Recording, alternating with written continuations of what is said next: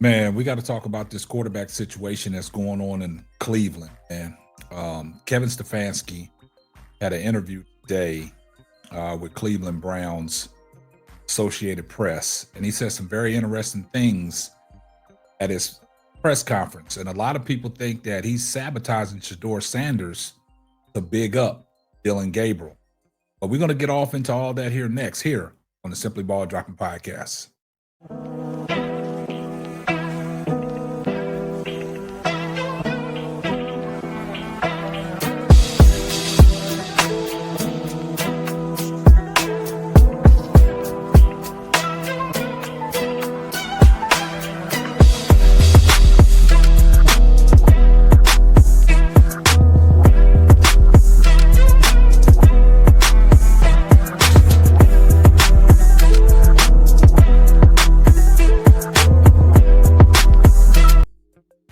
Well, guys, man, things are getting very interesting around the Cleveland Browns organization in this quarterback situation.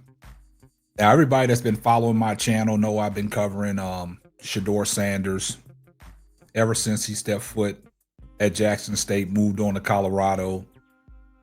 Did a lot of shows about Deion Sanders, Shedeur Sanders, Shiloh Sanders, Travis Hunter, and the Colorado Buffaloes out of this football season, and I'm still following Shedeur around, giving you guys content on what's going on with Shedeur Sanders. So I appreciate everybody that's coming back and is watching these videos when I'm talking about Shedeur Sanders. Let's get off into it, man. Very interesting things that are going on with this quarterback situation in Cleveland. Now, we all know Shedeur Sanders made his preseason debut against the Carolina Panthers, where Shedeur Sanders flat out balled through 138 yards, 2 touchdowns. He had 19 yards on the ground. He didn't turn the ball over at all. And he led the Cleveland Browns in 3 quarters to a win over the Carolina Panthers. Now, Kevin Stefanski really didn't give him too much praise on his performance. But general manager Andrew Berry came to Shedeur Sanders' defense. Now, you know, Andrew Berry was the one that made the call to pick Shedeur Sanders because, you know, Jimmy Haslam, he didn't want Shedeur Sanders. He said that was Andrew Berry's call, and Andrew Berry made the right call. So we got footage of Andrew Berry and Shedeur Sanders interaction. I did a video on that. So you guys go, watch that video on what Andrew Berry and Shedeur Sanders was saying on the sideline when audio captured them in a conversation. So it's like Andrew Berry had a proud moment, and Shedeur Sanders made him look good. But the head coach, Kevin Stefanski, a lot of people think that he's sabotaging Shedeur Sanders to make Dillon Gabriel look like he's doing more than what he is.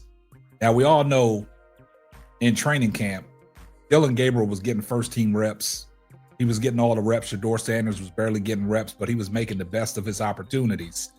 And the thing about it is, Dillon Gabriel went down with a hamstring injury, and Shedeur Sanders still couldn't get first-team reps. Now, we all know that quarterback room is at a log jam. You got Joe Flacco, Kenny Pickett, Dillon Gabriel, Shedeur Sanders, and Tyler Huntley. And that's the way they fall in line. Joe Flacco is ranked number 1 on the depth chart. Kenny Pickett is number 2. Dillon Gabriel's number 3.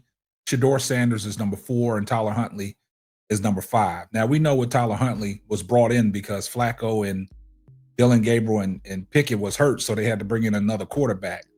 And that's the only reason why Shedeur Sanders got the start in Charlotte against the Carolina Panthers. And a lot of people thought that Kevin Stefanski was setting him up to fail. But Shedeur Sanders went out there and did more with less. And he played against Carolina's first-team defense on the first 2 possessions. And he looked good out there. The thing about it is, Dillon Gabriel got his start yesterday against the Philadelphia Eagles. And a lot of people were saying Kevin Stefanski simplified that offense for a lot of dip and dunk. Just a controlled offense. Dillon Gabriel came out, guns a-blazing. He was on fire. Started off 4-4. Led him down the field, scored a touchdown, and he put points on the board. Second possession, second series of downs. He still was hot, moving the ball. He got sacked twice. And then he throws a pick six. And in that pick six, his effort to go make the tackle once he threw the interception was piss poor. Nobody saw that, but I saw that. He didn't even make an attempt to make a tackle. But Kevin Stefanski, after the game, he was basically blaming it on the wide receivers, that there was 2 wide receivers in the same area. But as a quarterback, if you got the IQ and the vision, you don't make that throw. You either throw the ball away or you get down. But he chose to throw the ball into double coverage where there was 2 receivers. But if you go back and look at that Charlotte against the Carolina Panthers, Shedeur Sanders had his first touchdown on a similar play like that with 2 receivers in the same area with 2 DBs. And Shedeur Sanders threw a pinpoint pass for a touchdown. But Kevin Stefanski was trying to blame it on the receivers. He really didn't blame it on Dillon Gabriel. Now, he said some interesting things in today's interview today, which is alarming and eye-catching, because they asked him a question about Dillon Gabriel's hamstring. And he was like, I don't think nobody's 100%. So that's another excuse that he's making for Dillon Gabriel to big him up and sabotaging Shedeur Sanders. And then he said a lot of things about, the quarterback. They're going to name a starter. He got to bring all the players in. Well, if that's the case, are we going to see Kenny Pickett? Kenny Pickett is still injured. Are y'all just going off of what Kenny Pickett did last year?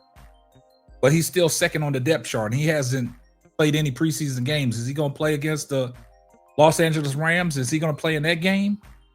Are we going to see anything of Kenny Pickett to prove himself? So that just lets you know that, he's really trying to sabotage Shedeur Sanders. I don't think he wants Shedeur Sanders as a starting quarterback for the Cleveland Browns. But let's take a listen to what Kevin Stefanski said in his interview today and just pay close attention. Let's get off into it. But we partnered up with Underdog Fantasy, and let's hear a word from our sponsor. Underdog Fantasy is the best way to play fantasy sports. Let me tell you about the easiest way to get in on some WNBA and NBA action. Find your player, pick higher or lower, win you some extra cash. Pick between 2 to 5 players to fill out your pick'em entry, get every pick right, and win some serious cash. Use my promo code SBD23 and receive up to $1,000 in bonus cash. Now that it's football time, follow Simply Ball Dropping as I share my picks. Like I said, pick your player, choose your amount, win money. Make picks, win cash. Thank you, Underdog Fantasy, for the partnership with us. And thank you for using promo code SBD23 on Underdog Fantasy. Well, guys, with that being said, man, let's get off into what Kevin Stefanski had to say. Let's take a listen. You at quarterback for the dress rehearsal game, and what is the timeline for naming week 1 starter? Yeah, I want to get through the next couple days, but certainly that's something that we're going to do here sooner than later. So when you say sooner than later, do you think we should expect something by the end of this week? Do you think it will be after? I need the football team in here, talk to the players, those type of things. So we're working towards obviously week 1. That's part of what this week is about, getting our football team ready. So we'll make all those type of determinations in the next couple of days. And then similarly, just roping in quarterbacks. Do you have any health update on Kenny and Shedeur? Do you expect them to increase their level of participation in practice this week? I hope so. We really have to take those day by day. So I don't know where that ends up towards the end of the week, but I'm hopeful. Got it. Thank you. All right. Next we go to Scott. Hey, Kevin. How did Dillon's hamstring hold up after playing a half yesterday? Listen to what he says. Yeah, good. I don't think he's 100%, but I don't know that anybody's 100% even at this point. So, but I think he came out okay. And then when you went back and watched that, did you notice anything else about his performance that stood out to you? No, I think the guys did a nice job of playing on time. I think I mentioned to you guys yesterday that the third down conversions early were good. And the good part was versus multiple coverages. So I thought the guys were where they were supposed to be on a given play. Protection was good, and we're able to find completions. But those third down conversions were huge. Thanks.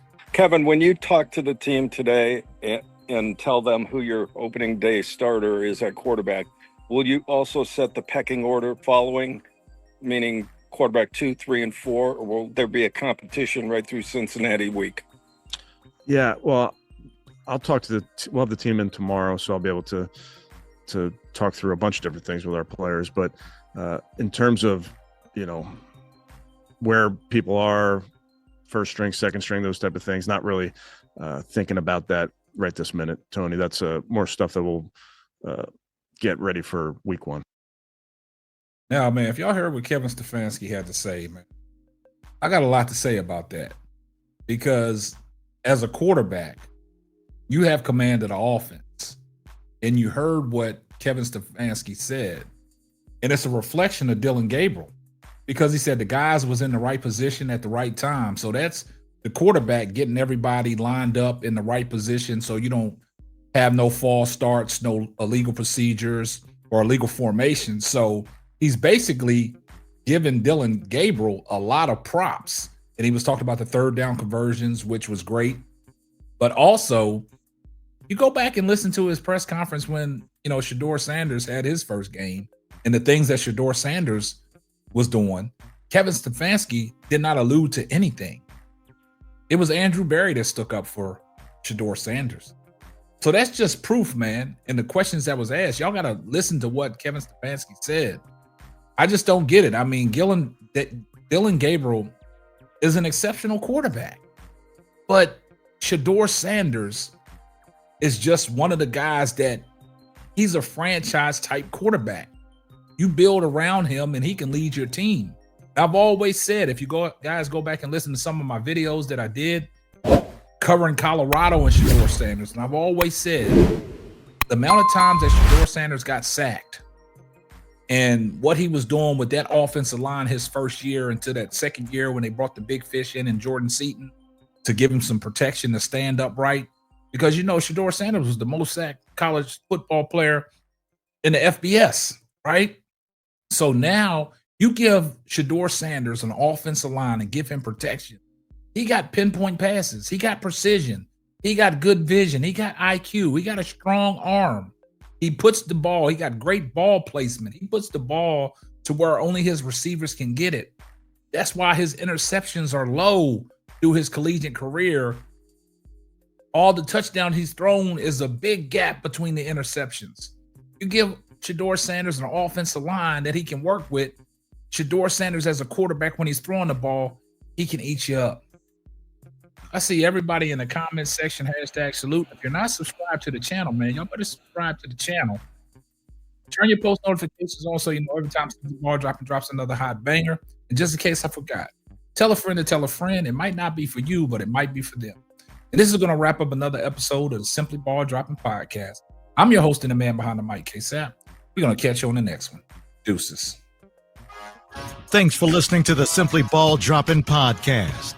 Be sure to subscribe, like, and share on all major platforms. That's all, folks.